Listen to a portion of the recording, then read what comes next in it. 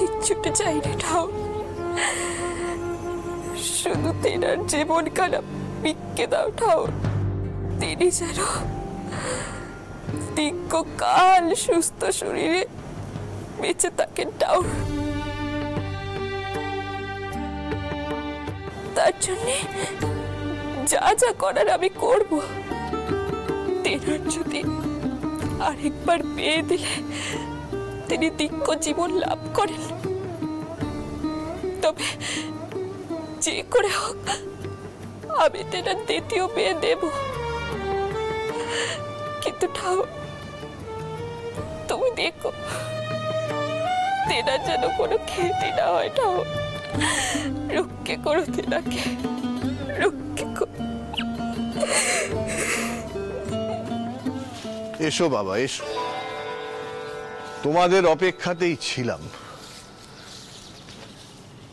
এসো।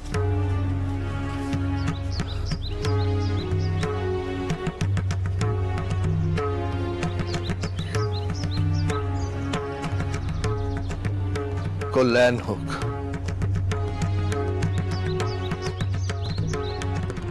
থাক মা থাক, ওঠো ওঠো।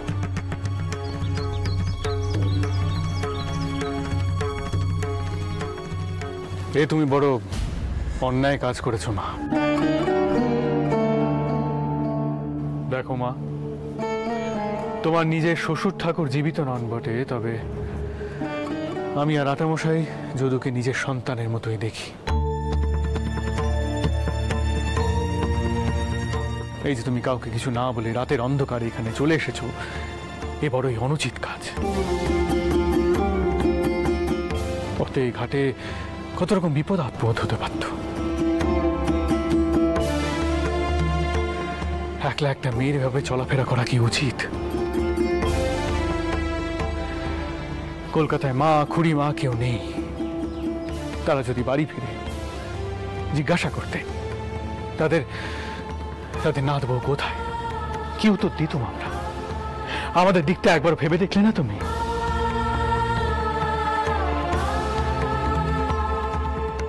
আমি ওকে সে কথাই বলেছি বাবা, ওর একেবারেই উচিত হয়নি এত বড় একটা সিদ্ধান্ত নিয়ে বাড়ি ছেড়ে চলে আসা। হ্যাঁ, তোমার শাশুড়ি মায়ের সিদ্ধান্ত আমি মেনে নিতে পারিনি, এটাও যেমন ঠিক তেমনি তার সিদ্ধান্তের অসম্মান আমি করতে পারিনি বাবা।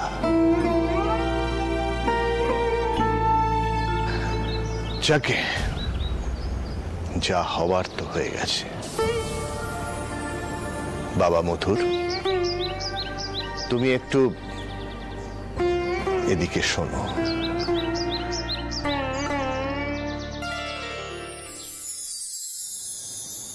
দেখো বাবা, আমি জানি জ্যোতিষ চর্চা বা এরকম কিছু বিষয়ে তোমার কোনো বিশ্বাস নেই, কিন্তু তাও আমি বলছি বাবা,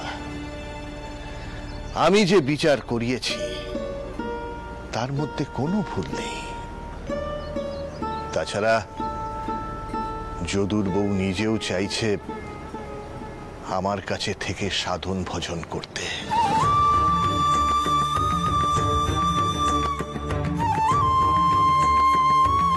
তুমি যদি চাও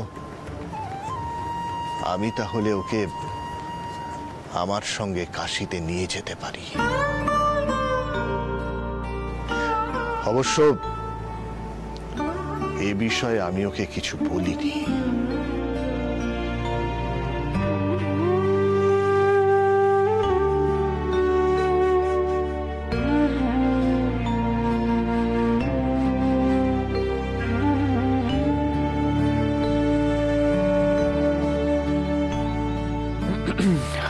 আপনার অশেষ কৃপা গুরুদেব যে আপনি বৌমার সংবাদখানা পাঠিয়েছিলেন। তবে ঘরের বউ তো গৃহলক্ষ্মীর সমান, আর লক্ষ্মীর স্থান তো ঘরেই হয়। তার তো এখন সাধন ভজন করার কথা নয়। তার তো সংসার ধর্ম করার কথা গুরুদেব।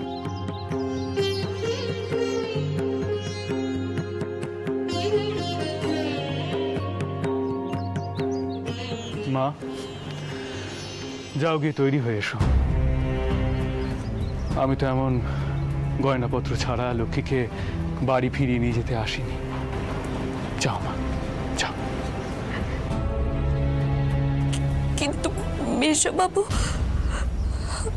আমিও বাড়িতে কেমন করে ফিরে যাব? এই কথার অর্থ কি মা? ঘরের বউ ঘর সংসার ছেড়ে কোথায় যাবে?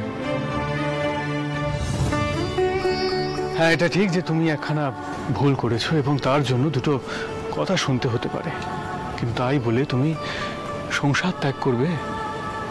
আর যিনি তোমাকে এ বাড়িতে এনেছেন, ঘরের লক্ষ্মী হিসেবে মেনে নিয়েছেন, তার কথা একবার তুমি ভাবলে না? তিনি যদি এই কথা শোনেন, তার কতটা আঘাত লাগবে।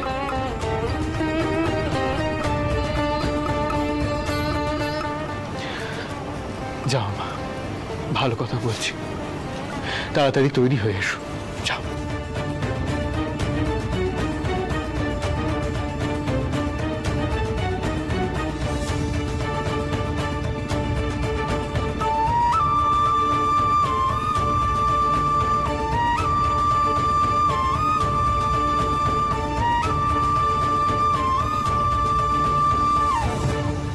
যদু, গিয়ে পালকি তৈরি করতে বলো।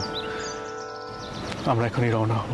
তবে আমি তোমাদের সাথে যাব না। আমি তোমাদের মাসিমণিকে আনতে যাব। উনি বড় উদ্বিগ্ন হয়ে অপেক্ষা করছে। আর তাছাড়া জগদম্বার এখন বাড়ির সব দিকটা সামলানো উচিত।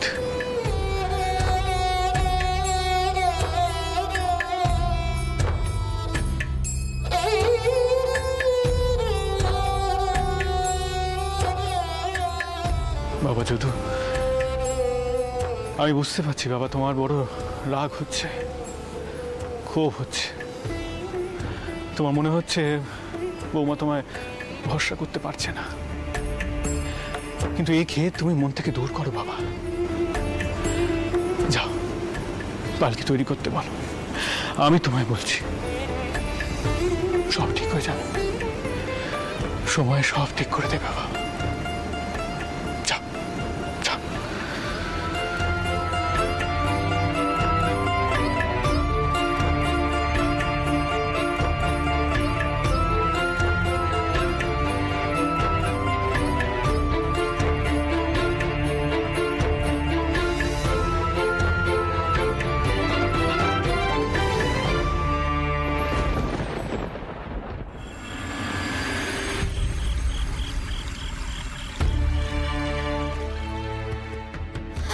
কি টাউরপো, বউ কোথায়? আসছে। আর বৌঠান, আপনি বাড়ির সকলকে জানিয়ে দিন যে ছোট মেশোবাবু গেছেন ছোট মাসিমণিকে আনতে। আচ্ছা, সে ঠিক আছে, কিন্তু তুমি একা একা কেন এলে? বউ কোথায়? বউকে তো দেখতে পাচ্ছি না। দুজনে একসঙ্গে ঢুকলে না কেন? কিছু হয়েছে?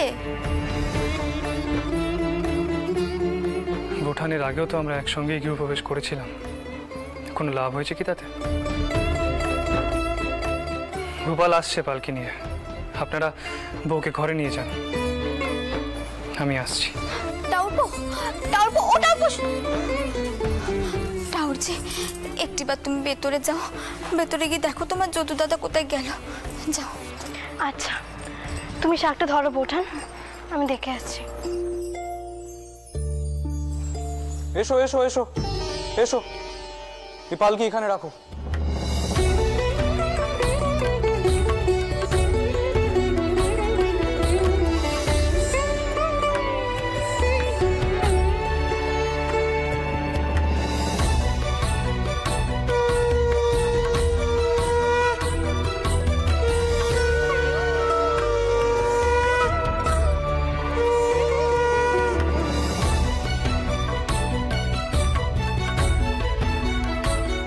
তোমরা এবার পালকিখানা বাইরে নিয়ে যাও।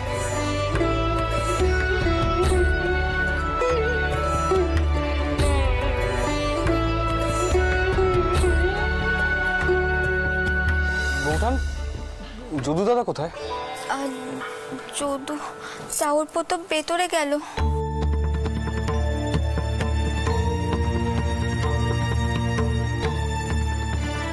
এসেছো মা? এসো এসো, থাক থাক থাক থাক থাক। আচ্ছা, এরকম ভাবে শ্বশুর মশাইদেরকে বিপদে ফেলতে আছে মা? তুমি কোথায় চলে গিয়েছিলে একা একা? তুমি তো কাউকে কিছু বলে যাওনি, কাউকে জানাওনি। যদি কোনো বিপদ আপদ হতো তখন কি হতো বলো তো? হ্যাঁ, ছোট মেসোমশাই খুব বকাঝকা করেছেন নাকি? আচ্ছা আচ্ছা, যদু কোথায়? যদু বাবা মশাই মেশোবাবু মাসিমণিকে আনতে গেছেন, আর চাউরপো এক্ষুনি গড়ে গেল। ও আচ্ছা আচ্ছা আচ্ছা আচ্ছা, বৌমা তুমি আশাকে নিয়ে ভেতরে যাও কেমন? ওর উপর তো ধকল কম যায়নি, শরীর দুর্বল হয়ে পড়েছে, অনেক ধকল গেছে। যাও মা, তুমি ভেতরে যাও। আর গোপাল, যদুর উপরও তো ধকল কিছু কম যায়নি, তাই না? তুমি ওকে গিয়ে বলো বিশ্রাম নিতে, কেমন? বলছি মেশবাবু। হ্যাঁ এসো, তুমি বিশ্রাম নাও মা ঘরে গিয়ে, কেমন? আসি। চল ভেতরে চল। দাঁড়াও।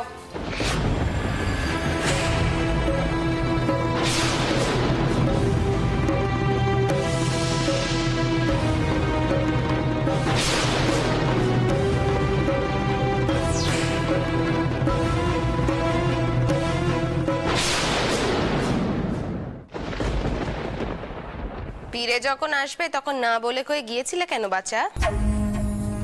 তোমার নামে বানিয়ে বানিয়ে কথা কইতে গিয়ে তো আমার পরনখানা ওষ্ঠাগত হচ্ছিল সারাটা দিন।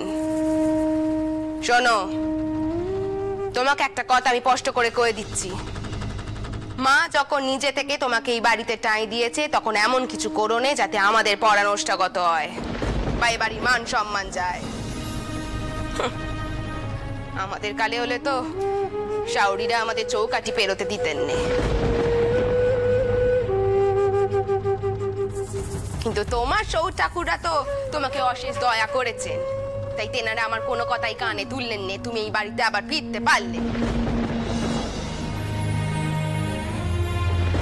শোনো বাপু, আমি স্পষ্ট কথার মানুষ, তাই তোমাকে কইছি, যদি আবার কোনো কালে মনে হয় এরকম সিদ্ধান্ত নেবে তাহলে বাড়ির কাউকে অন্তত জানিয়ে যেও, না বলে কয়ে চলে গিয়ে আমাদেরকে জ্বালিয়ে পুড়িয়ে মেরো নে।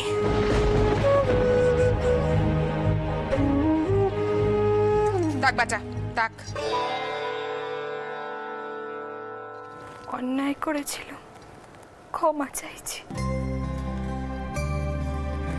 ঠিক আছে, তবে দেখো এই কথাগুলো আবার নিয়াত মুখের কথা ওই না থেকে যায়। বড় বউ, ওকে ঘরে নিয়ে যাও।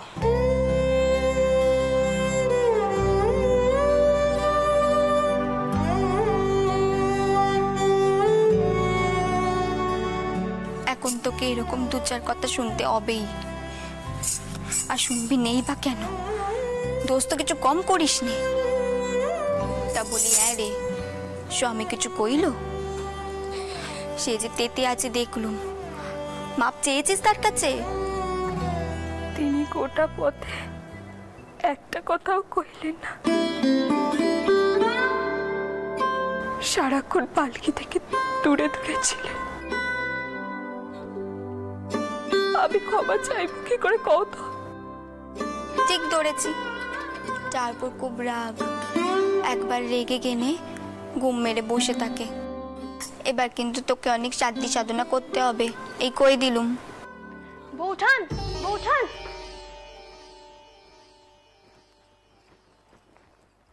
যদু দাদা ছাতে দেখে এলুম।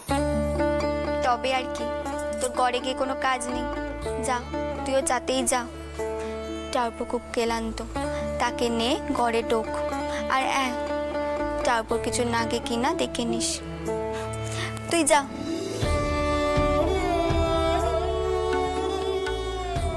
যান মেজো বৌঠান, শুধু মনে রাখবেন আমাদের যদু দাদার রাগ কিন্তু সত্যি সহজে পড়ে না। যান। বড় বৌঠান, একটু শুনবেন?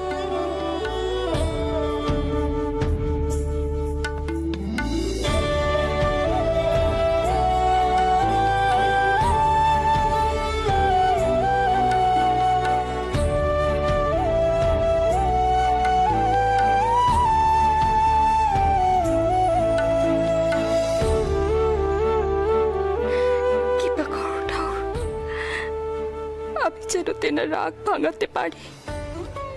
আমি যে কেন চলে গেছিলাম সেই কথাখানা যেন তেনাকে বোঝাতে পারি। তুমি দেখো ঠাকুর, তুমি দেখো।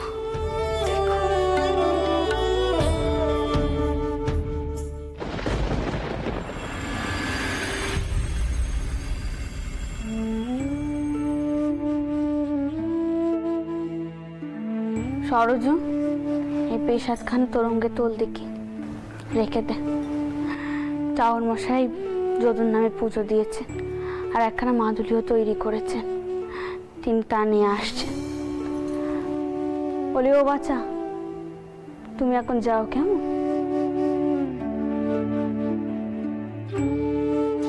দিদি বলছে উনি কি কইলেন গো, যদুর সব পাড়া কেটে যাবে তো?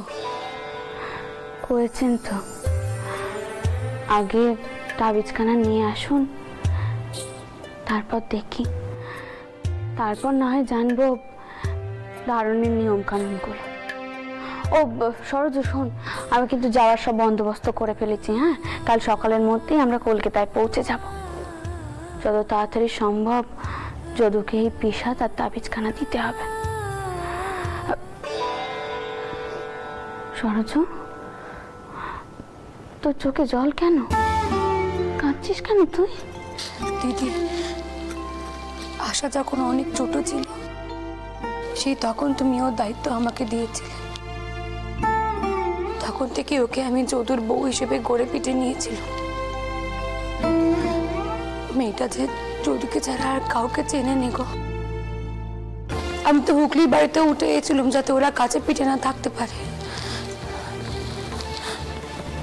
বিশ্বাস করো দিদি, সেই প্রথম দিন থেকে আমার মেয়েটা শিবের পুজো করত, প্রত্যেক দিন শিবের পুজো করত যাতে যদু দীর্ঘজীবী হয়।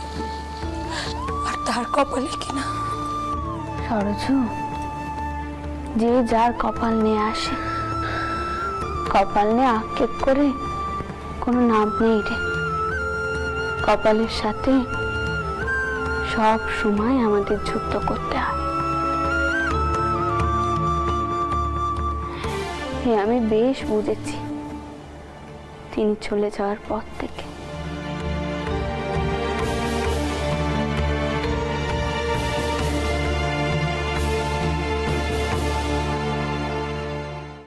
রাধে গোবিন্দ, মা আসবো?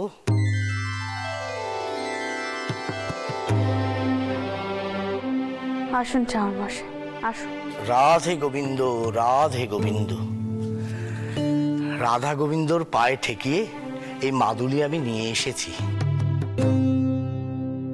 আপনার নাতির হাতে তার স্ত্রীকে বেঁধে দিতে বলবেন। গোবিন্দর আশীর্বাদে সে দীর্ঘ জীবন লাভ করবে মা। সব বিপত্তি কেটে যাবে, ভরসা রাখুন। তাই যেন হয় বাবা, তাই যেন হয়। জয় রাধা গোবিন্দ, জয় রাধা গোবিন্দ।